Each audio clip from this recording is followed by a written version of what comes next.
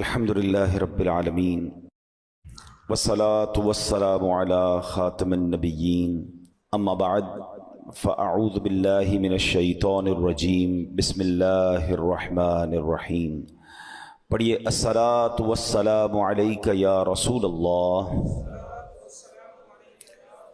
وعلی آلک واصحابک یا حبیب اللہ.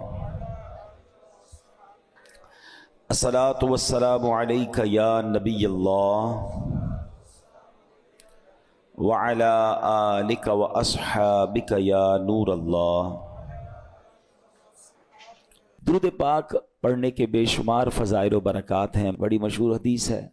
اللہ کے نبی علیہ الصلوۃ والسلام فرماتے ہیں کہ جو جمعہ کے دن 200 بار درود پاک پڑھے اللہ اس کے 200 برس کے گناہ معاف فرما دیتا ہے.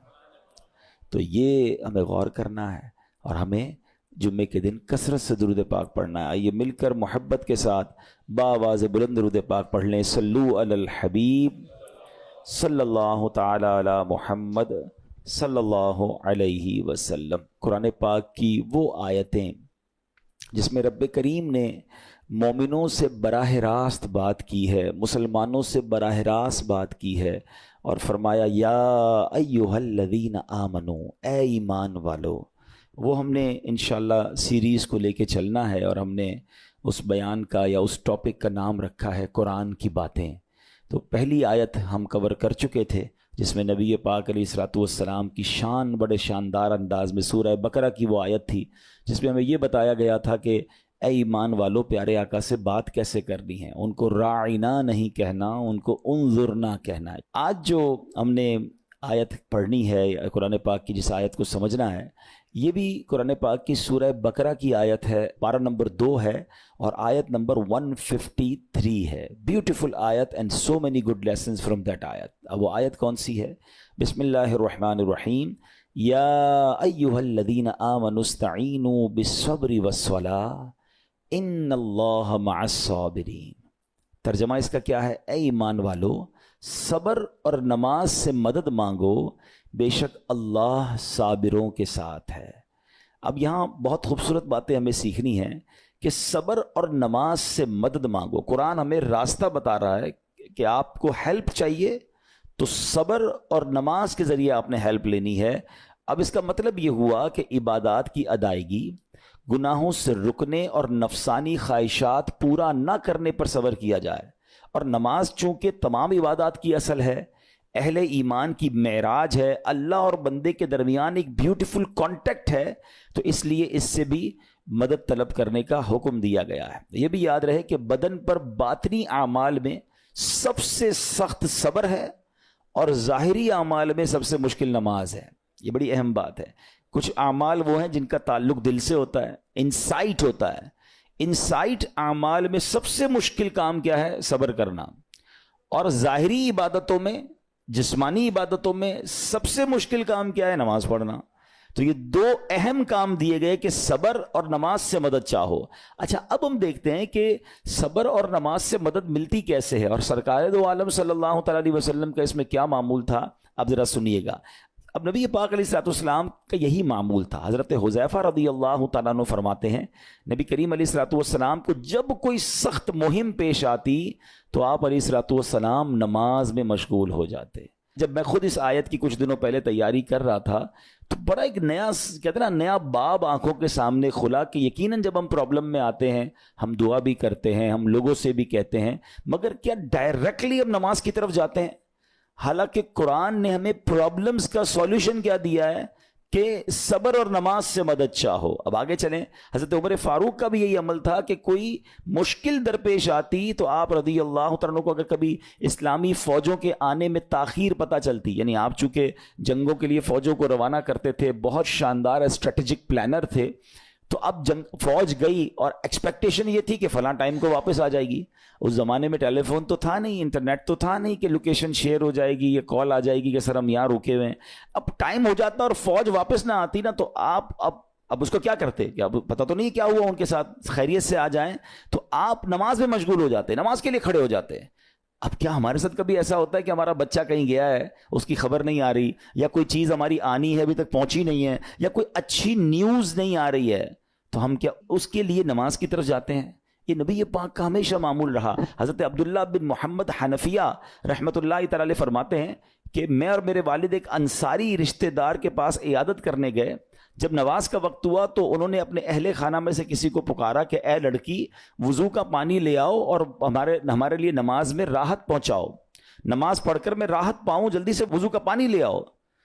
تو کہتے ہیں ہم نے ان انصاری شخصیت کے الفاظ پر بڑا تعجب کیا کہ نماز سے راحت کیسے ملتی ہے. تو انہوں نے کہا میں نے نبی پاک علیہ الصلوۃ والسلام کو فرماتے سنا ہے, اے بلال کھڑے ہو اور ہمیں نماز کے ذریعے راحت پہنچاؤ. It means namaz is a relaxation for all of us.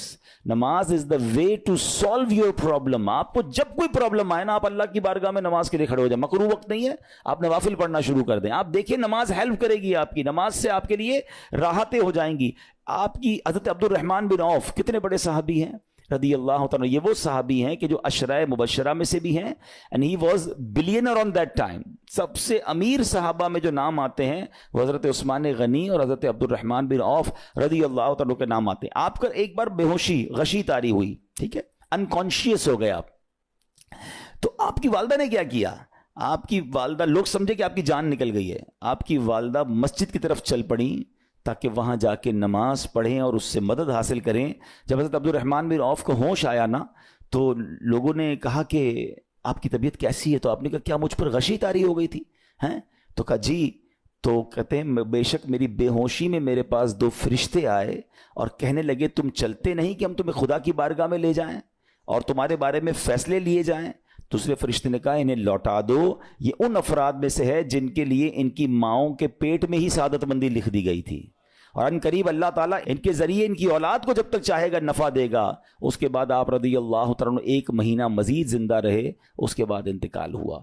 تو پتہ چلا کہ آپ کی والدہ نے نماز پڑھی, اللہ سے مدد مانگی اور آپ کو اللہ نے ایک نئی زندگی عطا فرمائی. تو آپ اپنی زندگی میں اس پریکٹس کو آج اس آیت سے دیکھیں. ہم نے کرنا کیا ہے؟ ہم جب بیان میں آئیں تو صرف بیان نہیں سننا ہے, ہم نے اللہ نے مجھے کہا کیا ہے. ہم اس ٹاپک کو لے کے اسی لیے چل رہے ہیں نا کہ میرے رب نے ڈائریکٹلی مجھ سے کیا بات کی ہے. تو آج اس آیت میں یہ لیسن مل رہا ہے کہ جب کسی پرابلم میں ہیں, کلیمٹی میں ہیں, تو اللہ کی طرف جانا ہے اور نماز سے مدد چاہنی ہے. وَاسْتَعِينُوا بِالصَّبْرِ وَالصَّلَاةِ. اچھا اب آپ دیکھیں پیارے آقا کی نماز کی کیسی عادت تھی.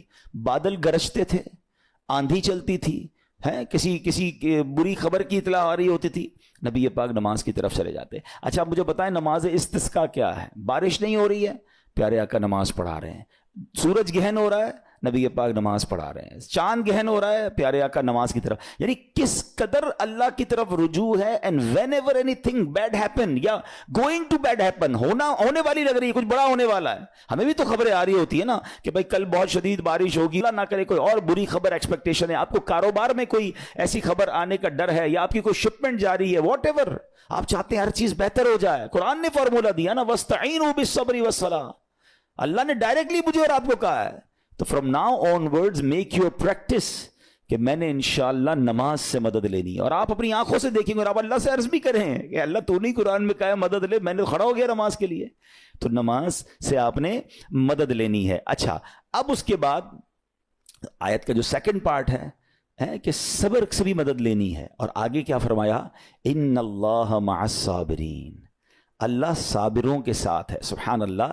اس کا مطلب یہ ہوا کہ اللہ تعالیٰ اپنے علم و قدرت کے ساتھ ویسے تو ہر کسی کے ساتھ ہے, لیکن یہاں صبر کرنے والوں کا خاص ذکر اس لیے ہوا تاکہ انہیں معلوم ہو جائے کہ اللہ تعالیٰ ان کی مشکلات کو دور فرما دے گا. مگر کرنا کیا ہے؟ صبر کرنا ہے. اچھا اب صبر کے بارے میں 2 باتیں بڑی اہم ہیں کہ صبر نارملی ہم جب بھی صبر کے بارے میں سنتے ہیں تو صبر ہم کہتے ہیں یار تکلیف آئی ہے صبر کرو. یقیناً یہ بھی صبر ہے, مگر صبر کی ایک اور قسم بھی ہے جو اس سے بھی سپیریئر ہے, جو اس سے بھی افضل ہے. اور وہ کیا ہے؟ گناہ کے لیے دل چاہے, حرام کے لیے دل چاہے, نفسانی خواہشات برا کام کروانا چاہ رہی ہیں اور بندہ اس پر صبر کرے. یہ صبر جو ہے نا یہ شریعت کو اور محمود ہے اور بڑا افضل ہے کہ انسان کو جی چاہے کہ فلاں گناہ کرنا ہے مگر وہ اس پر صبر کرے. اور دوسرا صبر وہی ہے جو ہم جانتے ہیں کہ کوئی مصیبت آ جائے, کوئی آفت آ جائے, کوئی ہمارا اللہ نہ کرے کسی سے لڑائی ہو جائے, ہمیں کوئی برا بھلا کہے, ہم اسے معاف کر دیں, صبر کریں. یا جسمانی تکلیف ہے, کاروبار میں پرابلم ہے, ہم اللہ کی رضا پر راضی رہیں. تو یہ 2 قسم کے صبر ہیں.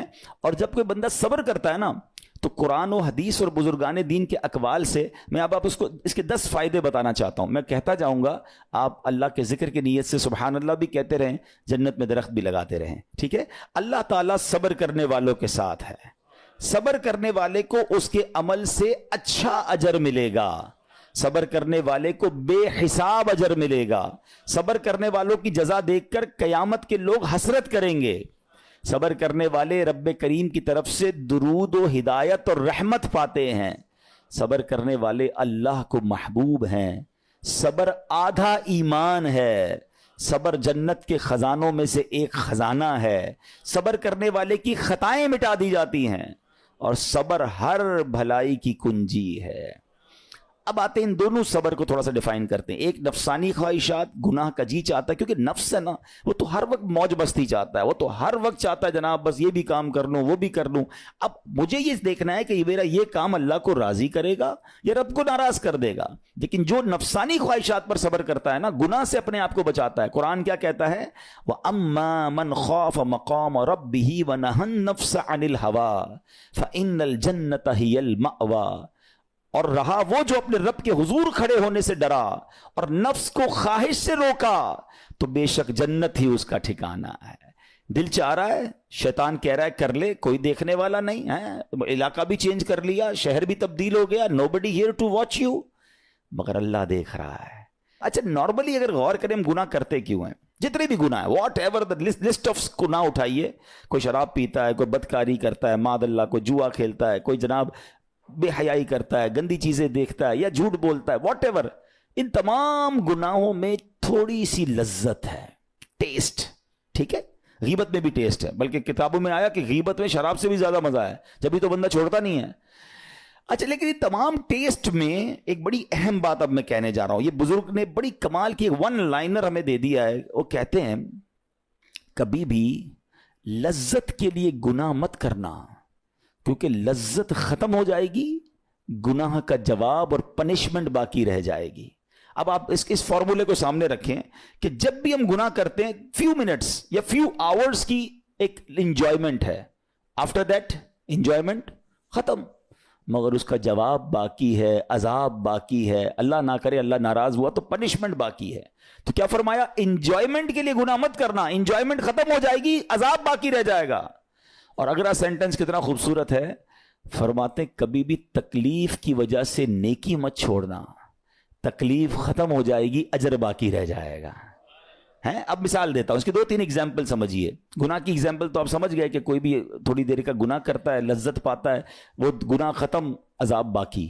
اب نیکی میں کیا ہوتا ہے؟ فجر کے لیے اٹھنا, نیند آ رہی ہے, دل نہیں چاہ رہا, آپ اٹھے, آپ نے وضو کیا, فجر پڑھا, وہ اٹھنے کی تکلیف تو ختم ہو گئی نا, واپس سونا ہے تو سو جائیے, مگر فجر کا اجر اور ثواب باقی رہ گیا ہے. رمضان کے روزے ڈیفیکلٹ ہیں, لیکن افطار کے بعد تکلیف ختم ہو جاتی ہے, ہم کھاتے پیتے ہیں, موج کرتے ہیں, مگر ثواب باقی رہ جاتا ہے. کبھی کبھی آپ کو کوئی مسجد کے میں بلاتا ہے, یار چلو بھائی بیان ہو رہا ہے, اجتماع ہو رہا ہے, کوئی نیکی کی بات ہو رہی ہے, نہیں یار دل نہیں چاہ رہا, آپ آ گئے, آدھے 1 گھنٹہ بیٹھے, پھر چلے گئے, وہ آپ کا جو ٹینشن تھا یا پریشر تھا وہ ختم ہو گیا, مگر ثواب باقی رہ گیا. تو اب اس فارمولے کو یاد رکھیے گا, جب بھی گناہ آپ کی طرف آئے نا, آپ سوچیں کتنی دیر کا فائدہ ہے. 1 گھنٹہ دوستوں کے ساتھ بیٹھوں گا, بری باتیں کروں گا, 2 گھنٹے فلم دیکھوں گا, 2 ڈھائی 3 گھنٹے, بس اس کے بعد جواب تو باقی ہے نا, قیامت تک اللہ کو جواب دینا پڑے گا. نہیں یار مجھے انجوائمنٹ کے لیے گناہ نہیں کرنا ہے. اور جب کوئی نیکی کا کام آئے اور آپ کو لگے یار دل نہیں چاہ رہا, مزہ نہیں آ رہا, بوریت ہوگی, چھوڑنا یار, تو بندہ سوچے کتنی دیر کی نیکی ہے, آدھے گھنٹے کی, 1 گھنٹے کی, بس 2 گھنٹے کی, اور ثواب باقی رہ جائے گا. Let's do it. اگر یہ بات سمجھ آ گئی نا آپ کو, تو انشاءاللہ دیکھیے گا گناہ سے بچنا اور نیکیاں کرنا آسان ہو جائے گا. تو اب کیا فرمایا قرآن نے کہ جس نے اپنے نفس کو روکا, کیا خوبصورت آیت ہے, وَأَمَّا مَنْ خَافَ مَقَامَ رَبِّهِ وَنَهَى النَّفْسَ عَنِ الْهَوَىٰ, اور رہا وہ جو اپنے رب کے حضور کھڑے ہونے سے ڈرا اور نفس کو خواہش سے روکا, تو بے شک جنت ہی اس کا ٹھکانہ ہے. اور ایک اور جگہ کمال سے فرمایا وَلِمَنْ خَافَ مَقَامَ رَبِّهِ جَنَّتَانِ, مبارک ہو ان کو جو اللہ سے ڈرتے ہیں نا, صبر کرتے ہیں, گناہ نہیں کرتے, رک جاتے ہیں.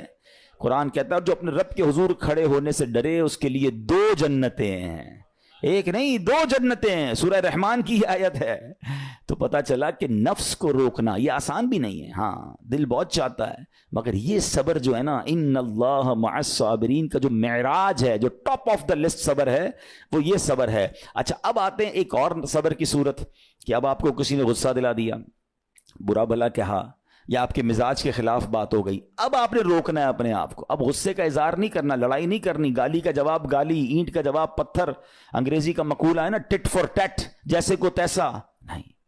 یہ ہماری شریعت ہمیں نہیں سکھاتی. اچھا آج کل کسی کو کہو نا یار آپ کیوں یار لڑائی کر رہے ہیں, بھائی میں جواب نہ دوں تو لوگ سمجھیں گے کمزور آدمی ہوں, مجھے اپنا روب بھی تو رکھنا ہے, میں بھی تو پتا چلے کون ہوں, اپنا بتاؤں تو صحیح کون ہوں. سچی بات پتہ ہے کیا ہے, جو ٹٹ فور ٹیٹ کرتا ہے, گالی کا جواب گالی سے دیتا ہے نا, وہ واقعی بتا دیتا ہے وہ کون ہے. وہ اپنا تعارف کروا رہا ہوتا ہے کہ یہ بھی ایسا ہے, میں بھی ویسا ہی ہوں. او بھائی. اچھا پھر ایک اور عجیب جملہ بڑا مشہور ہے آج کل, جناب ہم شریف کے ساتھ شریف ہیں, ہم بدماش کے ساتھ بدماش ہیں. مجھے آج تک سمجھ نہیں آئی یہ کون سا بٹن لگا ہوا ہے آپ کے اندر کہ شریف کے ساتھ آپ شریف ہو جاتے ہیں, بدماش آتا تو آپ بھی بدماش ہو جاتے ہیں. جناب والا, شریف آدمی شریف کے ساتھ بھی شریف ہوتا ہے, بدماش کے ساتھ بھی شریف ہوتا ہے. جب بھی تو وہ غلط آدمی اچھا ہوگا نا. نبی پاک علیہ الصلوۃ والسلام نے گالیاں سن کر دعائیں دی ہیں, پتھر برسانے والوں کو بھی دعائیں دی ہیں, مگر ہم تو تیار ہی رہتے ہیں, یار میں بتاؤں گا اس کو میں کون ہوں, ایک گالی دی ہے میں اس کے ساتھ پشتوں کو گالیاں دوں گا. تو پھر آپ بھی ویسے ہی ہو گئے نا جناب. حدیث پاک کیا ہے, ہو از مور اسٹرانگر, ہو از مور پاورفل. اللہ کے حبیب علیہ الصلوۃ والسلام فرماتے ہیں کہ بہادر وہ نہیں, یہ بخاری شریف کی حدیث ہے, بہادر وہ نہیں جو پہلوان اور دوسرے کو پچھاڑ دے, بلکہ بہادر وہ ہے جو غصے کے وقت اپنے آپ کو قابو میں رکھے. اصل بہادری یہ ہے. تو اگر آپ نے واقعی صبر سے مدد لینی ہے, ان اللہ مع الصابرین کا مجدہ لینا ہے, تو بدلے نہیں لینا ہے, معاف کرنا ہے. ذرا مل کر میرے ساتھ شب قدر کی دعا دہرائیے گا, اللہم انک عفو کریم تحب العفو فاعف عنی, اللہم انک عفو کریم تحب العفو فاعف عنی, اللہم انک عفو کریم تحب العفو فاعف عنی. What is the meaning؟ اس دعا کا معنی کیا ہے؟ اللہم انک عفو, اے اللہ تو معاف کرنے والا ہے, تحب العفو معافی کو پسند کرتا ہے, فاعف عنی اللہ مجھے بھی معاف کر دے. ہم کیا کہہ رہے ہیں اللہ سے, اللہ مجھے معاف کر دے, میرے سارے اگلے پچھلے گناہ معاف کر دے. مگر دیر از اے کوسچن, آپ نے معاف کر دیا سب کو؟ بندہ کہتا نہیں میں تو انتظار میں بیٹھا ہوں, میں تو موقع کی تلاش میں, بس موقع ملے پھر بتاؤں گا میں کون ہوں. ہاتھ میں آ نہیں رہا بندہ, ٹرائی کر رہا ہوں کسی جگہ آ جائے, بس کوئی اس کے پیسے ویسے آ جائیں, کوئی اس کا معاملہ میرے پاس آ جائے, بس پھر دیکھو کیا کرتا ہوں. بیٹھے اس انتظار میں بیٹھے بہت سارے لوگ, کمال ہے یار. یعنی دشمنیاں پالی ہوئی ہیں, رشتہ داریاں کاٹی ہوئی ہیں, دوستوں کے پاس جا نہیں رہے ہیں, میاں بیوی میں لڑائی ہے, ایک سوری کے لیے بیوی گھر بیٹھی ہے, وہ کہتی شوہر سوری کہہ دے تو میں آ جاؤں گی, شوہر کہتا ہے بیوی معافی مانگ لے تو میں لے آؤں گا. ارے بھائی کوئی بھی آگے بڑھ کے معافی کر لو بھائی, اللہ سے معافیاں مانگ رہے ہو, بندوں کو معاف کرنے کے لیے کوئی تیار نہیں ہے. مجھے خود بتائے نا یہ کیسی دعا ہے کہ اے اللہ تو مجھے معاف کر دے, میں نے کسی کو معاف نہیں کرنا. یہ بنتی ہے دعا؟ اللہ سے پتہ ہے کیا کہیں, اے اللہ میں نے بندہ ہو کر تیرے سارے بندوں کو معاف کر دیا ہے, تو سب سے بڑا معاف کرنے والا ہے نا, اللہ تو بھی مجھے معاف کر دے. Look at the way to talk, یہ مزہ ہے نا بات کرنے کا, پھر دعا کرنے کا لطف بھی آئے گا آپ کو. تو دشمنیاں نہ رکھیں, غصے پر قابو پائیں, معاف کریں. ایک حدیث سن لیجئے, لرزا دیتی ہے, ڈرا دیتی ہے. اللہ کے نبی علیہ الصلوۃ والسلام فرماتے ہیں جو رحم نہیں کرتا اس پر رحم نہیں کیا جاتا. حدیث کا خلاصہ ہے. اور جو معاف نہیں کرتا اسے معاف نہیں کیا جاتا. اب بتائیے ہم معاف کرتے ہیں, ہم رحم کرتے ہیں, ہم کہتے ہیں اللہ ہم پر رحم کرے, ہم کسی پر رحم نہ کریں. نہیں ہوگا رحم, پہلے اپنے اندر تو لائیے یہ باتیں. اب ایک آیت سنیے گا, اس کے تحت ایک واقعہ, اور پھر میں بیان کو کنکلوڈ کرتا ہوں. اللہ کریم ارشاد فرماتا ہے الذین ينفقون فی السراء والضراء والکاظمین الغیظ والعافین عن الناس واللہ یحب المحسنین. قرآن میں رب فرماتا ہے وہ جو خوشحالی اور تنگ دستی میں اللہ کی راہ میں خرچ کرتے ہیں. یہ بڑی خوبصورت بات ہے, یہ غریب اسلامی بھائیوں کے لیے بھی مدنی پھول ہے. امیر تو خرچ کرتا ہے, نارملی غریب خرچ نہیں کرتا اللہ کی راہ میں. ہمارے قبلہ مفتی قاسم صاحب نے تفسیر قرآن صراط الجنان میں ایک بڑی پیاری بات لکھی. آپ کہتے ہیں پوری دنیا کے امیروں کا سروے کر لینا, ان کی جو پیسے بڑھنے کی ایک وجہ یہ بھی ہوتی ہے کہ وہ کہیں نہ کہیں چیریٹی کر رہے ہوتے ہیں, مدد کر رہے ہوتے ہیں. وہ مدد اور وہ نیکی ان کے پیسے بڑھا رہی ہوتی ہے. اور پوری دنیا کے غریبوں کا سروے کریں تو ان میں سے بڑی تعداد وہ جو خرچ ہی نہیں کرتی اللہ کی راہ میں. کہتے ہیں ہم کیا خرچ کریں, ہم تو غریب ہیں, ہم پر لوگ خرچ کریں. میں آپ کو فارمولہ دے رہا ہوں, اور یہ قرآن سے دے رہا ہوں. ہیں جو تنگی میں بھی اللہ کی راہ میں خرچ کرتے ہیں، جو خوشحالی میں بھی خرچ کرتے ہیں. آپ تنگی میں آپ روپیہ خرچ کریں، یہ نہیں کہتے آپ 10,000 روپے خرچ کریں، جتنی آپ کی حیثیت.